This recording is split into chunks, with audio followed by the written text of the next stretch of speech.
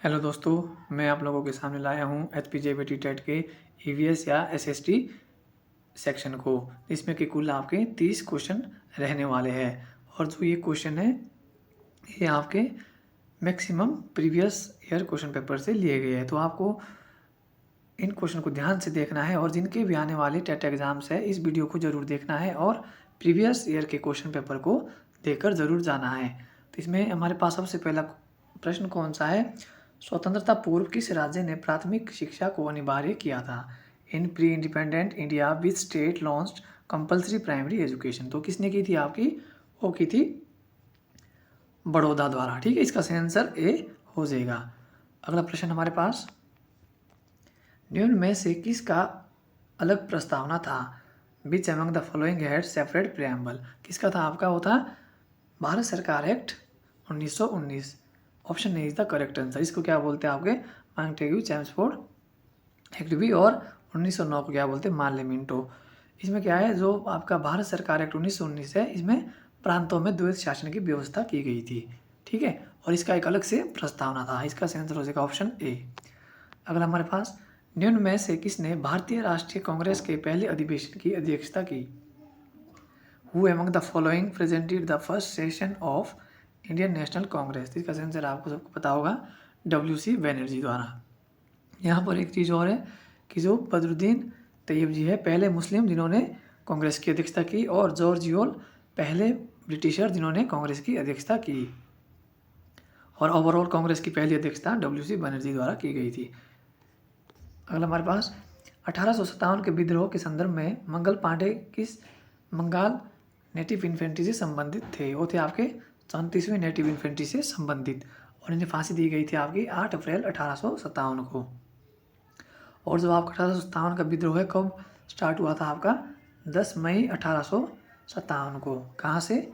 मेरठ से। देखो, आपको क्वेश्चन इससे रिलेटेड भी आ सकता है, वो किस तरह पूछा जाएगा वो आपको ध्यान रखना है। अगला क्वेश्चन हमारे पास, बंगाल के स्थायी बंदोबस्त में से किस जाति को सर्वाधिक फायदा हुआ? किसको आपका हुआ? जमींदार। और स्थायी बंदोबस्त कब स्टार्ट किया गया था आपका? 1973 में। और यहाँ पर एक कानून था आपका और 1974 का, वो कौन सा था? वो था सूर्यास्त कानून। अब एक जो फिक्स डेट दी जाती थी, अगर कोई व्यक्ति उस दिन के सूर्य अस्त होने से पहले वो कर नहीं देता था तो उसको सज़ा दी जाती थी, यानी कि जो उसकी ज़मीन थी उसको हड़प लिया जाता था। तो किसके अंतर था आपका? सूर्यास्त कानून। तो कब? 1794। और किसके अंतर्गत? स्थायी बंदोबस्त के अंतर्गत। अगला हमारे पास, अवध का विलय व्यवगत सिद्धांत द्वारा कब किया गया? When the annexation of the Oudh took place by the doctrine of lapse. सबसे पहले हमारे को पता होना चाहिए डॉक्ट्राइन ऑफ लैप्स किसने शुरू किया आपका? वो किया है डलहौजी द्वारा। और कब से कब तक रहा है ये आपका? 1848 से 1856 के बीच। तो इसमें जो आपका अवध का विलय किया गया है 1856 में, किसके आधार पर? कुशासन के आधार पर किया गया था। अगला है हमारे पास, निम्न में से कौन भारत के प्रथम वायसराय थे? भारत का प्रथम वायसराय कौन रहा है आपका? वो रहा है कैनिंग। और प्रथम जो आपका गवर्नर जनरल रहा है भारत का, वो रहा है लॉर्ड विलियम बेंटिक। और जो बंगाल का रहा है वो वारेन हेस्टिंग्स रहा है। अगला हमारे पास, स्वामी विवेकानंद जी का वास्तविक नाम क्या है? वो है आपका नरेंद्र नाथ दत्त। अगला प्रश्न हमारे पास, भारत का ग्रैंड ओल्ड मैन किसे कहा जाता है? Who is known as grand old man of India. किसे कहा जाता है आपको? आप सबको पता होगा, दादा भाई नौरोजी को। अगला हमारे पास, कनिष्क वन के समय में दरबारी वैद्य कौन था? Who was court physician during the reign of Kanishka प्रथम। वो है आपका चरक, जिसने चरक संहिता भी लिखी है। अगला हमारे पास, निम्न में से किसे शाक्य मुनि या तथागत के नाम से जाना जाता है? आपने पढ़ा होगा कि शाक्य मुनि किसे कहा जाता है? आपका किसे? बुद्ध को। इसका answer option D is the correct answer. आगे हमारे पास, भारत के किस भाग में स्थानांतरण कृषि यानी कि स्थानांतरण खेती की जाती है आपकी? वो कहाँ की जाती है आपकी? उत्तर पूर्वी भाग में। जो आपके नॉर्थ ईस्ट स्टेट है वहाँ पर क्या है? स्थानांतरण कृषि की जाती है, जिसे क्या कहा जाता है? हमने पढ़ा है कि झूम खेती। कहाँ की जाती है आपकी? उत्तर पूर्वी भारत में। अगला हमारे पास, नदी बांधों से जल विद्युत उत्पादन के संबंध में निम्नलिखित में से कौन सा कथन सत्य नहीं? यहाँ पर नहीं पूछा गया है। देखो, इसे जल वो वायु प्रदूषण नहीं होता है। इससे जलवायु प्रदूषण तो नहीं होगा। आगे हमारे पास इससे वातावरण पर बृहद प्रभाव पड़ता है। इससे वातावरण पर बृहद प्रभाव पड़ता है। बांधों के कारण स्थानीय लोग अपने नदी की जीवन रेखा से विस्थापित होती है, बिल्कुल विस्थापित होते हैं लोग। बांध धारणीय विकास को बढ़ावा देते हैं, यानी कि dams encourage sustainable growth. Dam से क्या है आपका, जब पानी आपकी सिंचाई के लिए पानी होगा और बिजली बनेगी तो क्या इसे एक सस्टेनेबल डेवलपमेंट होगी। लेकिन इसमें जो एक हमें देखना है कि एक अप्रोप्रिएट आंसर हमें लगता है वो है आपका बी। ठीक है, इसमें नहीं पूछा गया है। आगे हमारे पास निम्न में से कौन ग्रीन हाउस गैस है। इसमें कौन कौन है, carbon dioxide, methane and water vapour, यानी कि option D all of these. Taj Mahal का रंग पीला करने के लिए निम्नलिखित में से कौन उत्तरदायी है। Which of the following is responsible for turning Taj Mahal yellow. किसका है, यह सल्फर डाइऑक्साइड SO2। अगला हमारे पास क्षेत्र लोकपाल के क्षेत्राधिकार में कौन शामिल है।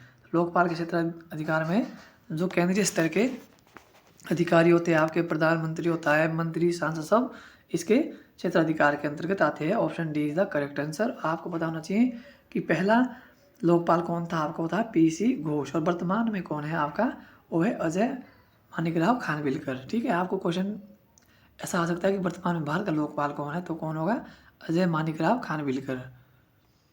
अगला हमारे पास भारत के उपराष्ट्रपति इसके भी पदेन अध्यक्ष है। तो भारत का उपराष्ट्रपति है, किसका पदेन अध्यक्ष होता है, आपका होता है राज्यसभा का।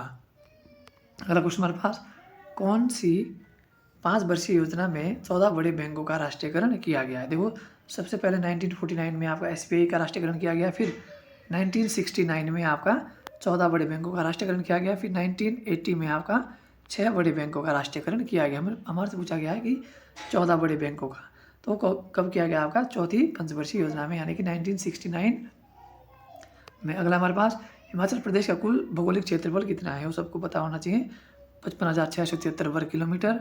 अगला हमारे पास दुनिया का सर्वोच्च सीधा गुरुत्वाकर्षण बांध कौन सा है।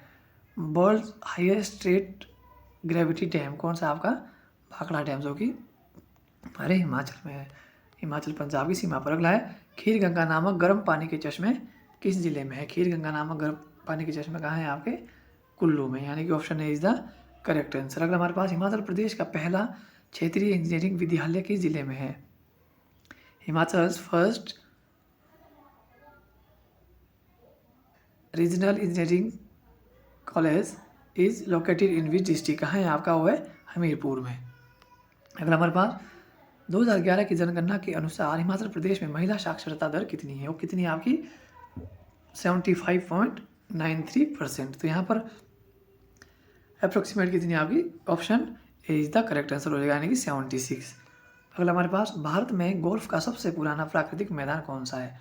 The oldest natural golf course in India is located, कहाँ है आपका, वो है नालदेहरा। अगला है 1857 में क्रांतिकारियों के क्रोध से बचने के लिए अंग्रेजों ने शिमला से भागकर कहाँ शरण लिया, आपको रही थी कोटी या जुनगा, इन दो में से एक होगा आपका। अगला हमारे पास हिमाचल प्रदेश केंद्र शासित प्रदेश कब बना, वो बना है आपका 1956, यानी कि 1 नवंबर 1956 को। और 1948 से 1951 तक हिमाचल क्या रहा है, मुख्य आयुक्त प्रांत। फिर 1951 से 1956 तक क्या रहा है आपका, हो रहा है पारसी स्टेट। फिर 1956 से 1971 तक क्या रहा है, केंद्र शासित प्रदेश। और 25 जनवरी 1971 के हिमाचल को पूर्ण राज्य का दर्जा मिलता है, जो कि भारत का 18वां राज्य बनता है। अगला हमारे पास किताब है कुल्लू तो देश की कहानी, पुस्तक किसने लिखी हो, किसने लिखी है आपकी लालचंद प्रार्थी द्वारा लिखी गई है। अगला है भारत की सबसे ऊंची मूर्ति, वो आपकी पता है आपको, statue of unity, Sardar Vallabh भाई पटेल की। अगला हमारे पास माउंट एवरेस्ट चढ़ने वाली प्रथम भारतीय महिला, माउंट एवरेस्ट चढ़ने वाली प्रथम भारतीय महिला कौन है आपकी, वो है बछिंद्री पॉल। लास्ट क्वेश्चन हमारे पास नोबेल पुरस्कार विजेता पहला भारतीय कौन है आपका, वो है रविंद्रनाथ टैगोर को मिला आपको 1913 में। और अमर्त्य सेन को भी मिला अर्थशास्त्र के लिए, और आपका मदर टेरेसा को शांति के लिए, और हरगोविंद खुराना को भी नोबेल प्राइज से सम्मानित किया गया है। तो ये थे आपके HPJBT टेट में जीके सेक्शन। अगर आपको अच्छा लगा हो तो इसको लाइक करें, शेयर करें एंड कमेंट करें और अपने दोस्तों में शेयर करें। अगर किसी भी दोस्त का आगे अभी टेट एग्ज़ाम है तो आप मेरी एक वीडियो देख लेना, उसमें मैंने जेबीटी साइकोलॉजी के 150 से ज़्यादा क्वेश्चन करवाए हैं, जिसमें से कि आपको लगभग क्वेश्चन आपके एग्ज़ाम में देखने को मिलने वाले हैं। Thank you.